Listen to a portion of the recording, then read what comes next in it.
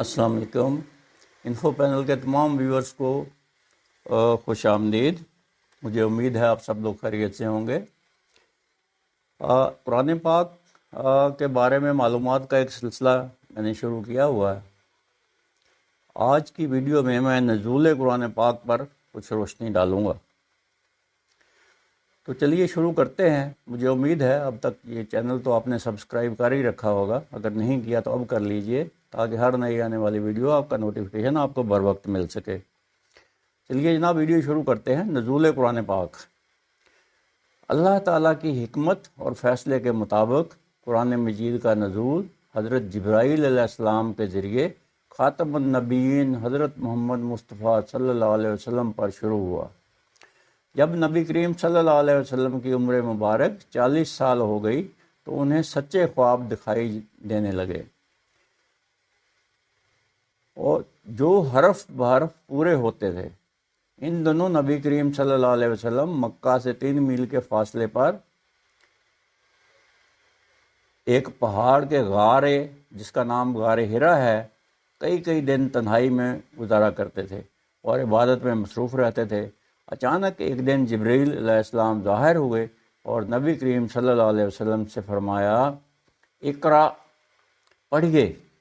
نبی اکرم صلی اللہ علیہ وسلم نے جواب دیا کہ میں تو پڑھا ہوا نہیں ہوں۔ اس پر جبرائیل علیہ السلام نے نبی کریم صلی اللہ علیہ وسلم کو سینے سے لگا کر زور سے بھینچا اور چھوڑ کر کہا، اقرا، یعنی پڑھیے۔ نبی اکرم صلی اللہ علیہ وسلم نے پھر وہی جواب دیا۔ تیسری مرتبہ حضرت جبرائیل علیہ السلام نے ایسا ہی کیا اور پھر سورہ علق کی پہلی 5 آیات پڑھیں۔ وہ آیات یہ ہیں، اقرا باسم ربک الذی خلق، خلق الانسان من علق، اقرا وربک الاکرم الذی علم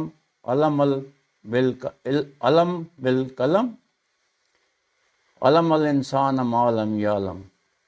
ترجمہ، اپنے رب کے نام سے پڑھیے جس نے پیدا کیا، اس نے انسان کو جمے ہوئے خون سے۔ پڑھیے، اور آپ کا رب بڑا ہی کریم ہے، وہ ذات جس نے قلم کے ذریعے سے علم سکھایا، اس نے انسان کو وہ علم سکھایا جو وہ نہیں جانتا تھا۔ یہ سب سے پہلی وحی تھی جو رسول پاک صلی اللہ علیہ وسلم پر نازل ہوئی۔ نبی کریم صلی اللہ علیہ وسلم پر وحی کا نزول کوئی معمولی واقعہ نہیں تھا، بلکہ روز قیامت تک تمام انسانوں کی ہدایت اور رہنمائی کا عظیم بار امانت تھا جو نبی کریم صلی اللہ علیہ وسلم پر ڈالا گیا تھا۔ نبی اکرم صلی اللہ علیہ وسلم کے قلب مبارک پر اس کا گہرا اثر ہوا۔ گھر واپس آ کر نبی اکرم صلی اللہ علیہ وسلم نے ام المومنین حضرت خدیجہ رضی اللہ تعالی عنہ سے فرمایا کہ مجھے کمبل اوڑھا دو۔ جب کچھ سکون ہوا تو نبی اکرم صلی اللہ علیہ وسلم نے غار حرا میں پیش آنے والے تمام واقعہ سے حضرت خدیجہ رضی اللہ تعالی عنہ کو آگاہ کیا۔ حضرت خدیجہ رضی اللہ تعالیٰ عنہ نے نبی کریم صلی اللہ علیہ وسلم کے اطمینان کی خاطر انہیں اپنے چچا زاد بھائی ورقہ بن نوفل کے پاس لے گئیں، جو نہایت عمر رسیدہ اور تورات کے بڑے عالم تھے۔ انہوں نے نبی اکرم صلی اللہ علیہ وسلم کے حالات سن کر کہا کہ یہ وہی فرشتہ ہے جو حضرت موسیٰ پر وحی لے کر آتا تھا۔ اس کے بعد کچھ عرصہ تک وحی نازل نہیں ہوئی۔ اسے فطرت الوحی کا زمانہ کہا جاتا ہے۔ اس کے بعد سورہ مدثر کی ابتدائی آیات سے وحی کا نزول ہوا۔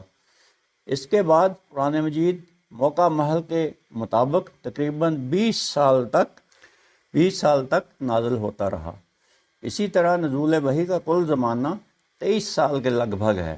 عام طور پر 3-4 آیتیں ایک ساتھ اترتی، بعض اوقات زیادہ آیتیں یا پوری سورہ بھی نبی اکرم صلی اللہ علیہ وسلم پر نازل ہو جاتی۔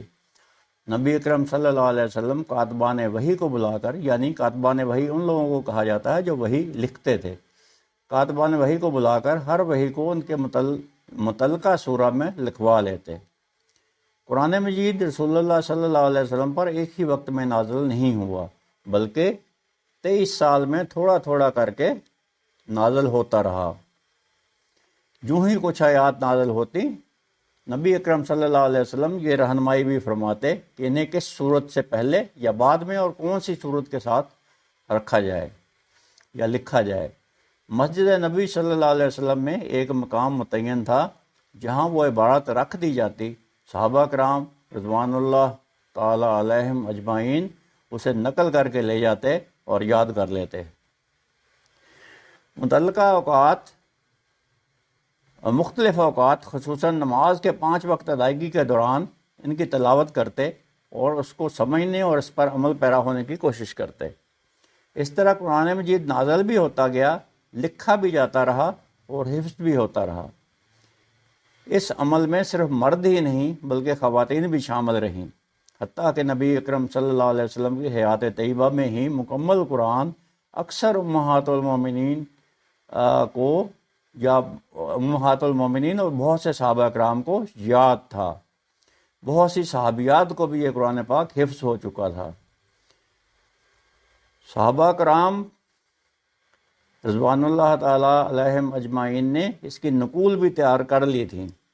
نبی اکرم صلی اللہ علیہ وسلم کی رحلت کے بعد حضرت ابوبکر صدیق نے رسول اللہ صلی اللہ علیہ وسلم کے لکھوائے ہوئے تمام اجزاء کو نبی کریم صلی اللہ علیہ وسلم کے مقرر کردہ ترتیب کے مطابق یکجا کر کے محفوظ کروا دیا۔